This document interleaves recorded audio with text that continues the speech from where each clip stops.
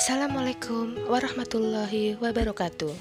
Kali ini kita akan belajar masa praaksara di Indonesia.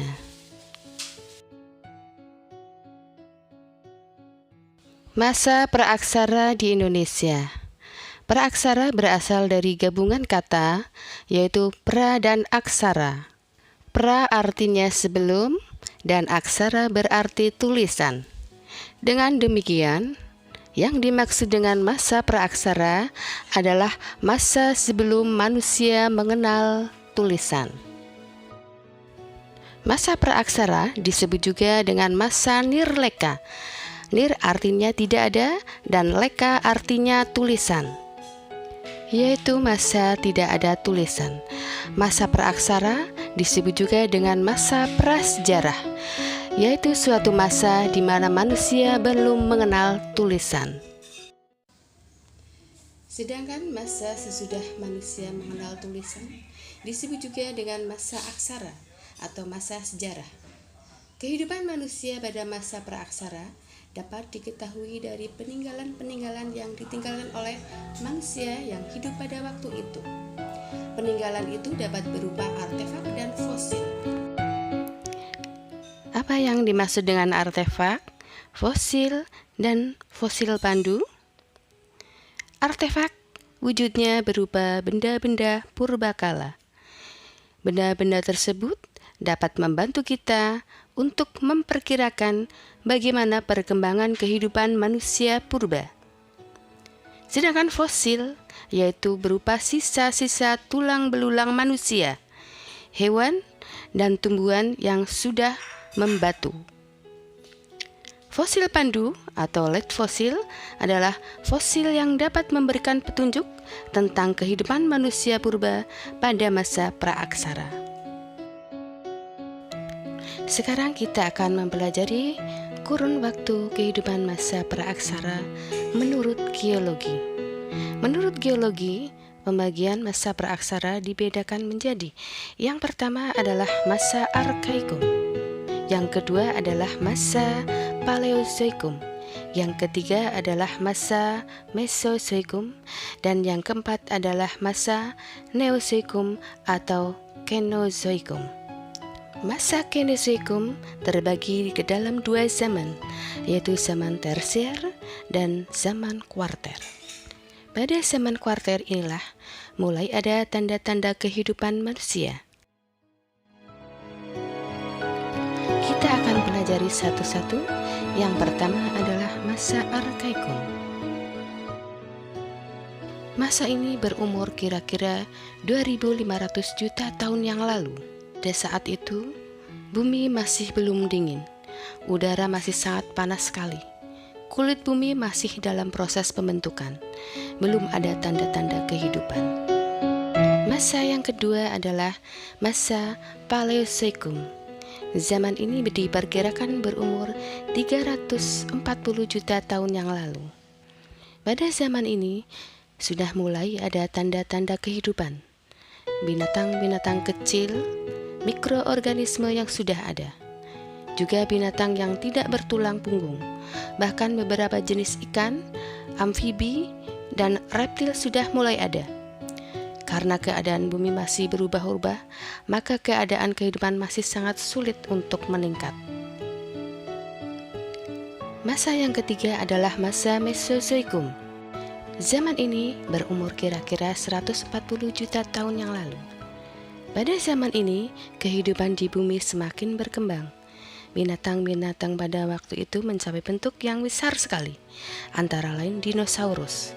Panjangnya bisa mencapai 12 meter.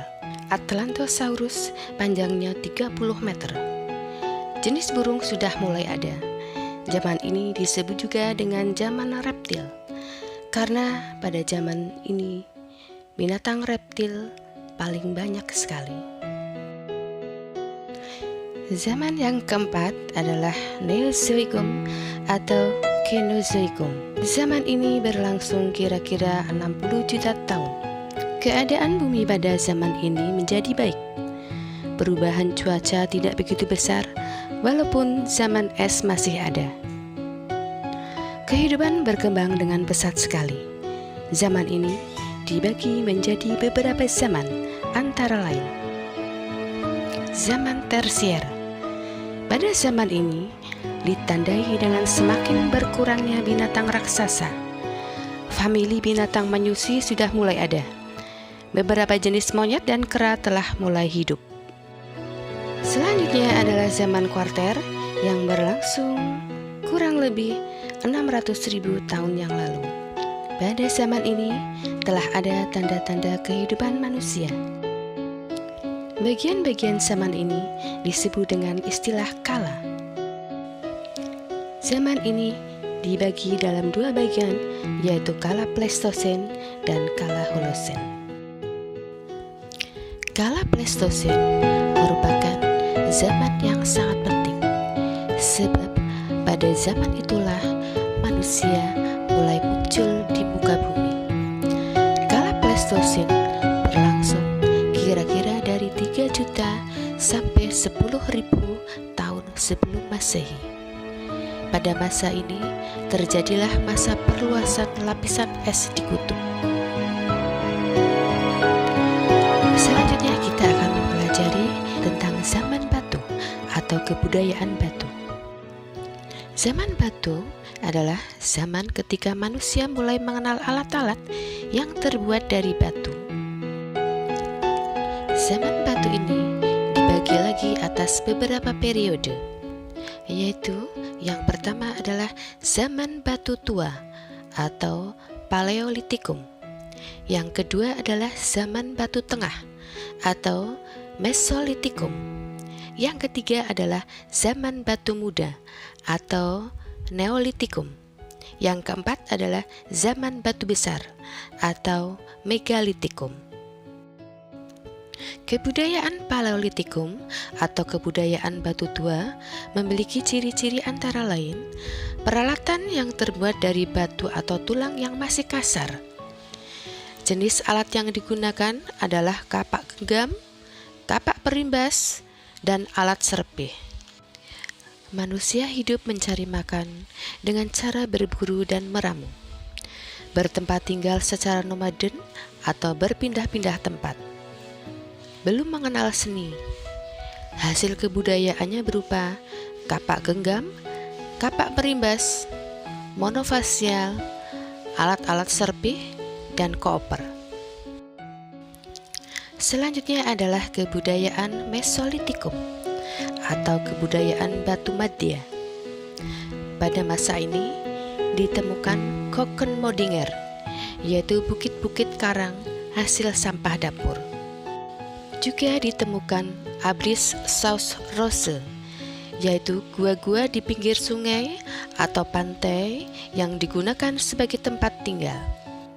Pada masa ini, manusia sudah mengenal seni rupa lukisan pada dinding gua berupa cap tangan atau gambar binatang dengan cat merah. Alat yang digunakan disebut pebble atau kapak Sumatera. Mereka sudah mengenal kepercayaan kepada alam dan roh nenek moyang. Selanjutnya adalah kebudayaan Neolitikum atau kebudayaan batu muda. Peralatan yang digunakannya sudah mulai halus, bahkan sudah diberi tangkai seperti kapak persegi dan kapak lonjong. Mereka sudah tinggal menetap atau sedeter dan telah memiliki kemampuan bercocok tanam. Pakaiannya terbuat dari kulit kayu. Perhiasannya terbuat dari batu dan manik-manik, dan telah memiliki kepercayaan animisme dan dinamisme. Selanjutnya adalah kebudayaan Megalitikum atau kebudayaan batu besar. Hasil kebudayaannya terbuat dari batu-batu yang besar, seperti punden berundak-undak. Adalah bangunan berupa susunan batu yang berundak-undak yang biasanya terdiri atas 7 undak yang digunakan untuk kegiatan pemujaan terhadap roh nenek moyang, seperti yang ditemukan di Cisolok, Sukabumi, dan Ende, Nusa Tenggara Timur. Ini adalah hasil kebudayaan Megalitikum yang berupa punden berundak-undak.